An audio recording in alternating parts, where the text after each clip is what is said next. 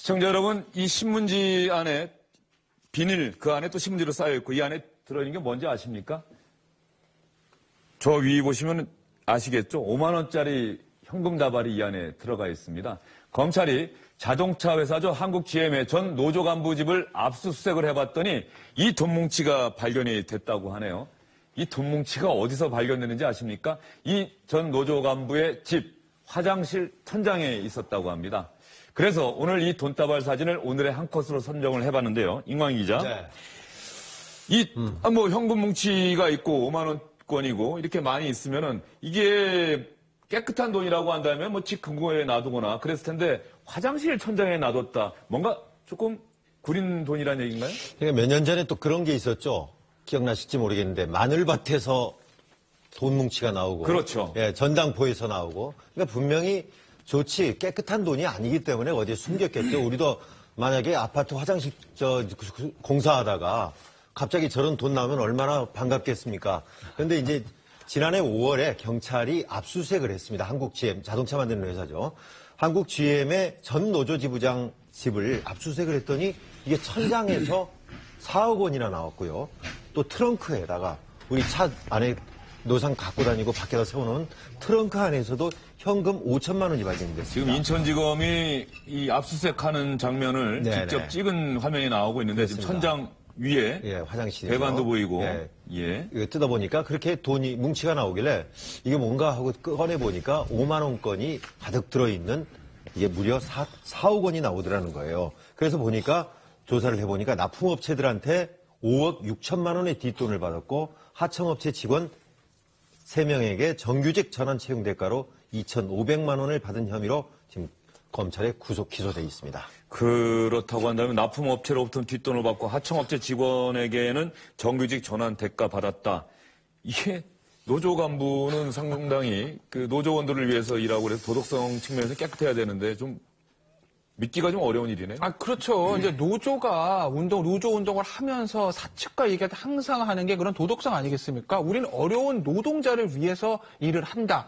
그러니 여유가 있는 사측에서 우리에게 양보를 하라. 이게 이제 기본적인 노조가 사활을 대하는 자세인데, 그러면 가장 중요한 도덕성 아니겠습니까? 완전 흠결이 없어야 되는데, 이런 사실은 어떻게 보면은 비도덕한 걸 떠나서 정말 추잡한 범죄인 거죠. 왜냐하면 비정규직 노동자가 정말 어렵습니다.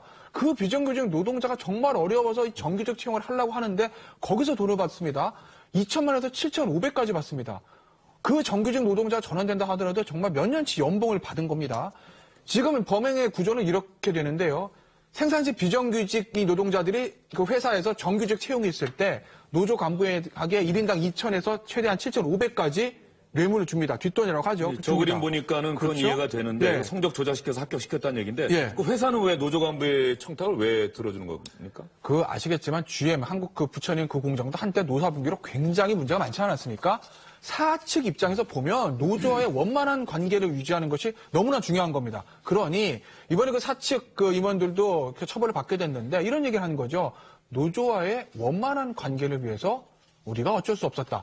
물론 그렇다고 하더라도 그 사측 임원들의 어떤 행동도 당연히 용서받을 수는 없습니다. 근데 어쨌든 그들의 변명은 노조와의 원만한 관계를 위해서 그 부탁을 들어줄 수가 없었다는 겁니다. 이기성 기자, 이렇게 채용된 인원이 얼마나 된다고 합니까? 그 비리가 저질러진 게 2012년부터 2016년 5년간이었는데요. 보니까 그 한국 GM 부평 공장에 그 채용된 정규직 생산직 직원이죠. 사무직은 없었고요. 생산직 직원을 보니까 지금 나오고 있지만은 346명이 이제 그때 채용이 됐는데 이 중에 123명이 그렇게 부정 입사했으니까 35.5%나 됐고요. 더 놀라운 것은 2014년, 2015년 2년간의 수치를 보면은 합격자 중에서 무려 70%가 이렇게 비리로 입사를 했습니다.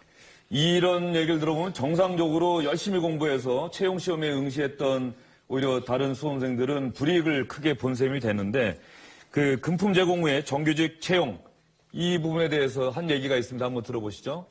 하청업체에서 10년간 일하면서 지난 8년 동안 정규직 채용에 지원을 했다. 주변에서 성실하다는 평가 받았지만 서류 전형도 나는 통과를 하지 못했다. 그런데 브로커에게 돈을 주자 바로 입사할 수 있었다.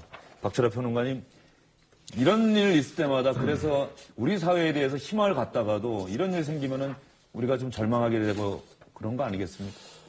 그렇죠. 저는 특히 학교에 있을 때 그 제자들의 취업 문제가 아주 커다란 관심사였는데요.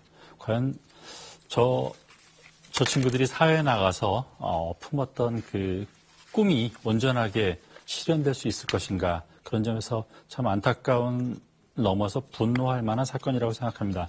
저는 앞서 말씀하셨지만 노동자가 사측에 비해서 약자이지만 그래도 그 버틸 수 있는 것은 건강한 윤리 아니겠습니까? 우리는 일하는 사람으로서 내 노동을 통해서 내 삶을 갖고 가는 건강한 계급이다라는 것인데, 그런 건강한 노동 윤리의 타락이라는 것이 본인 자신들의 어떤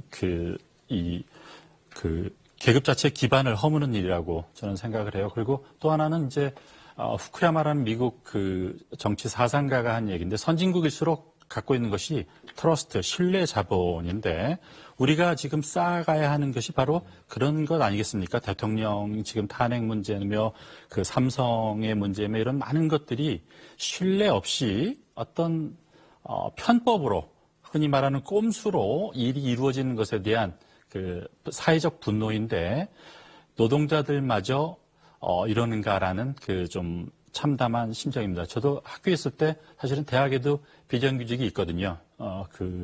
제가 받던 임금의 한 30-40%를 받으면서 근무하시는 공부 많이 한 계약직 교수, 강사분들이 있었는데, 늘 제 가슴 한켠에 똑같이 노동을 하고도 급여를 그렇게 받지 못하는 사람들에 대한 안타까움이 있었습니다. 이 문제는 우리가 사회적으로 합의를 해서 정규직 노동 조직들이 그 비정규직을 품어 안는 식으로 사회적 갈등을 치유하지 않으면 앞으로 두고두고 우리 사회에 커다란 부담이 될 문제라고 생각합니다. 네, 박철아 평론가가 말씀하신 노동윤리라는 단어가 상당히 와 닿는데요. 차기 대선 주자들이 바로 이런 문제에 대한 해법을 국민들에게 제시를 하고 그 다음에 선택을 받아야 되지 않을까, 이런 생각이 듭니다. 지금까지 주영진의 뉴스 브리핑 선정한 오늘의 한 컷이었습니다.